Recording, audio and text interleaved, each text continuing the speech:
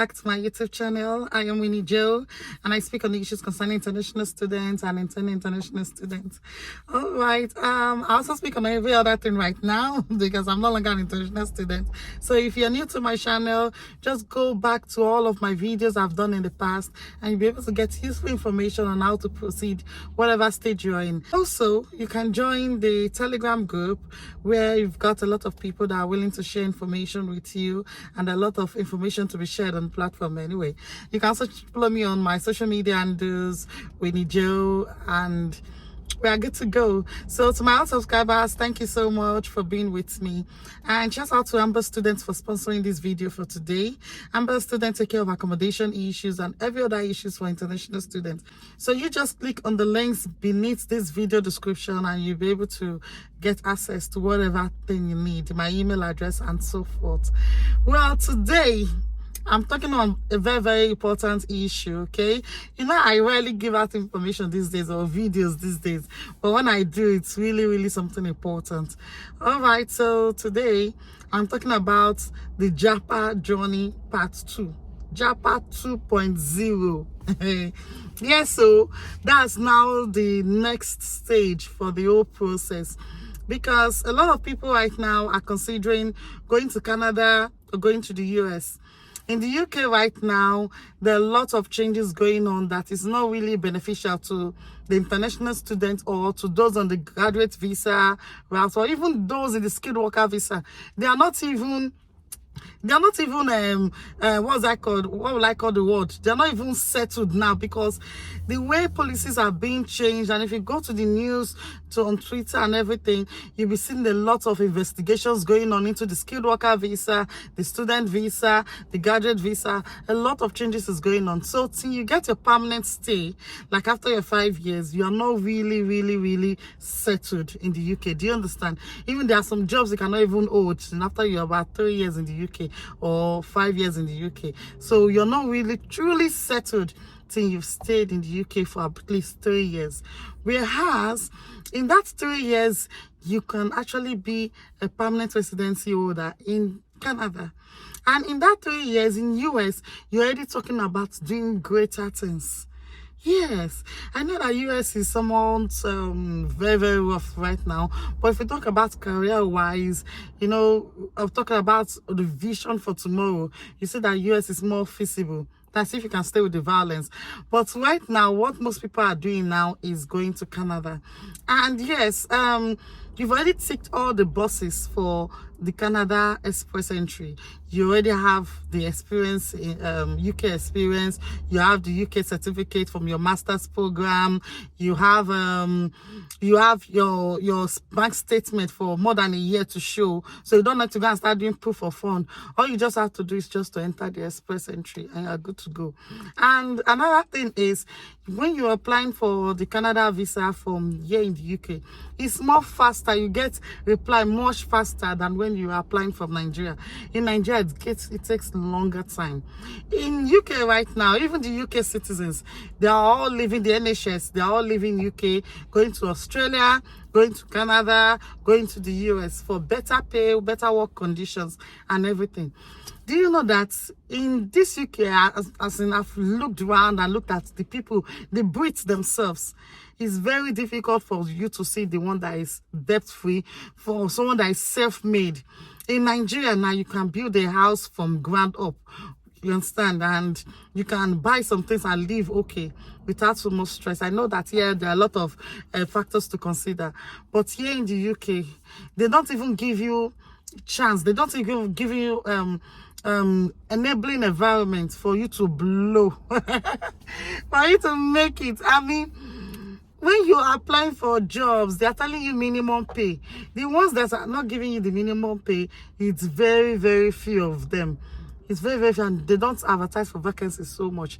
That minimum pay, they use 2 hands to hold it like this, no matter the job, no matter what you're doing. Okay, in the care industry right now, the average minimum pay that they are being paid, the carers are being paid, is about £11 per hour. And then you have the care supervisor, which is also paid £11.50 per hour. So the care supervisor is doing more work with just 50p difference. That's why they don't want to go to school. That's why they don't want to progress, because it's not worth it. You're only just doing more work with lesser pay.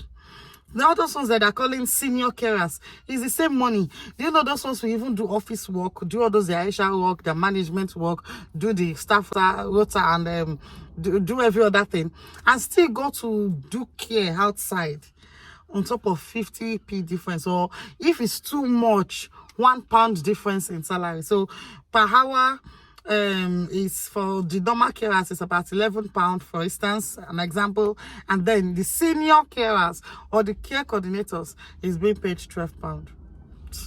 Why would you want to progress in that type of career? The same thing with the NHS. How can you be saying a nurse that went to school for 3 years to do that nursing, and then maybe they have masters in nursing, how can you say they are paying them £15 per hour? And yet, these same nurses, when they go to the US, when they go to Canada, they are being paid bastard money. When you say they're being paid money, you understand? So, a lot of international students have actually weighed these factors, not just in health sector, in the data sector, in so many other areas, and a lot of students are now approaching their JAPA 2.0. So if you're actually considering going to Canada and you want the process, you're already in the UK, you want the process on how to get started, you can just join the Telegram group and let's do this journey together. Okay, I'm here with you all through the way, and it's a journey that doesn't take time. I think a friend of mine that did, before we graduated, she started our process and everything. By the time we were submitting our projects, she already had a invitation to apply, and then the moment she applied, she's already in Canada.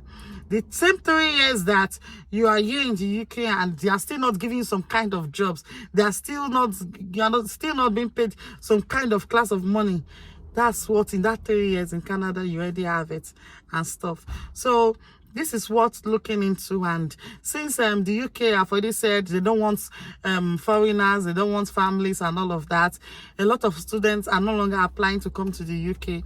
A lot of them are now applying to go to other European countries, which I think is better, because in Germany, what I heard is that you have to put 4 million naira in an account.